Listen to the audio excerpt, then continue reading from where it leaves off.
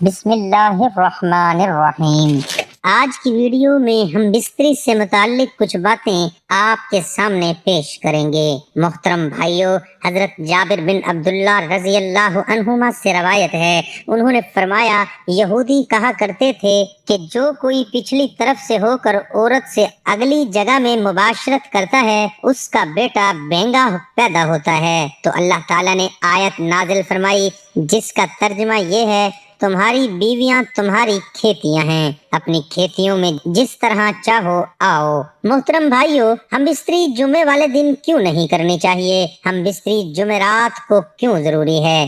جمعے کا دن ہم بستری بھی ایک خاص دن ہے۔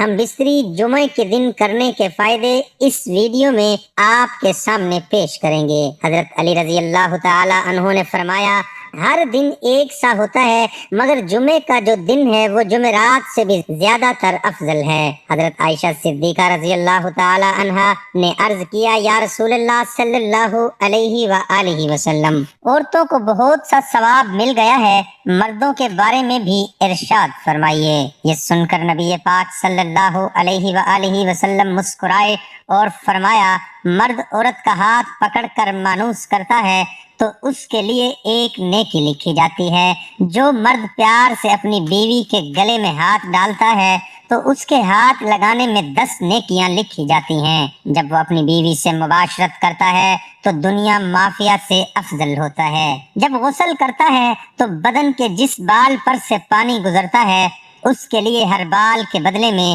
ایک نیکی لکھی جاتی ہے، اور ایک گناہ معاف ہو جاتا ہے اور ایک درجہ بلند کر دیا جاتا ہے۔ اور غسل کرنے کے عوض میں جو چیز دی جاتی ہے وہ دنیا و مافیا سے بہتر ہوتی ہے۔ اور بے شک اللہ تعالیٰ اس پر فخر کرتا ہے اور فرشتوں سے کہتا ہے کہ میرے بندے کی طرف دیکھو کہ ایسی سرد رات غسل جنابت کے لیے اٹھا ہے اور اس بات پر یقین رکھتا ہے کہ میں اس کا رب ہوں، تم اس بات پر گواہ رہو کہ میں نے اس کو بخش دیا۔ جمعرات اور جمعے کو ہم بستری اور غسل کرنے کی ترغیب اس لیے دی گئی ہے کیونکہ مردوں کو نماز جمعہ کی ادائیگی کے لیے جامعہ مسجد جانا ہوتا ہے تاکہ آتے جاتے کہیں نظر پڑنے سے طبیعت میں کسی قسم کی شہوت پیدا نہ ہو اور خواہش نفس سے اطمینان ہونے کے سبب نماز اور خطبے میں دل جمی حاصل ہو جائے۔ حدیث نبی صلی اللہ علیہ وآلہ وسلم ہے کہ مرد کا اپنی بیوی کے ساتھ اکٹھے ایک بستر میں سونا افضل ہے۔ یہ کہ کسی ایک کو عذر ہو،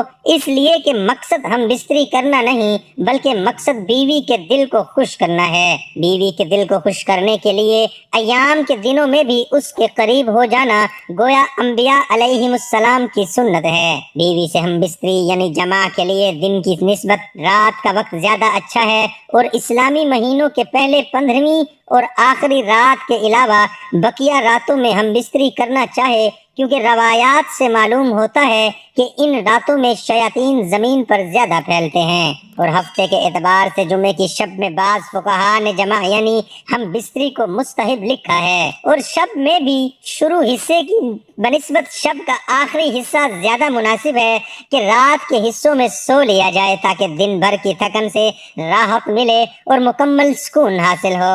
اور ایک فائدہ یہ بھی ہے کہ رات کا تھوڑا سا حصہ ہی جنابت یعنی ناپاکی میں گزرے گا، البتہ رات کا اتنا آخری حصہ بھی نہ ہو کہ پھر دوبارہ آرام کا وقت نہ رہے۔ کچھ دیر اس کے بعد بھی آرام کر لینا چاہیے۔ جب خاوند کو اپنی بیوی کے پاس آنے کی حاجت ہو تو اس کا طریقہ یہ ہے کہ بیوی کے ساتھ کمرے میں اس وقت اور کوئی نہ ہو، حتیٰ کہ شیر خوار بچہ بھی نہ ہو۔ وہاں اگر بچہ سویا ہوا ہو تو کوئی مذائقہ نہیں۔ شریعت نے میاں بیوی کو اختیار دیا ہے کہ وہ دن میں یا رات میں کسی بھی حصے میں مباشرت یا ہم بستری کو سر انجام دے سکتے ہیں۔ شرعی تقاضا یہ بھی ہے کہ جس قسم کی محبت کی توقع مرد اپنی سے کرتا ہے اسی طرح کی توقع بیوی بھی اپنے شوہر سے کرتی ہے۔ اخلاقی طور پر یہ مناسب نہیں کہ شوہر اچانک آئے اور اپنا مطلب نکال کر یعنی ہم بستر ہو کر جمع کر کے چلا جائے کہ بیوی بدستور تشنا رہے گی، جس سے اس کی تشویش اور حیرانگی لاحق ہوگی۔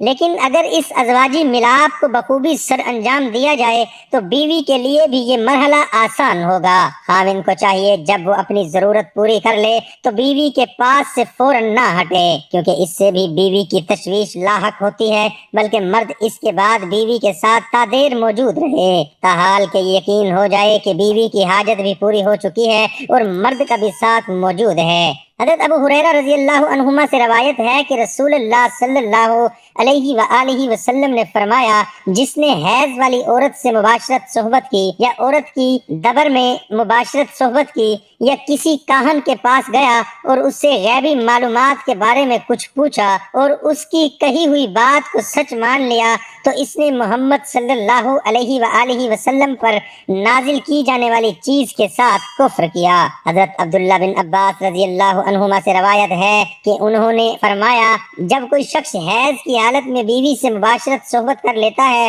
تو نبی صلی اللہ علیہ وآلہ وسلم اسے آدھا دینار صدقہ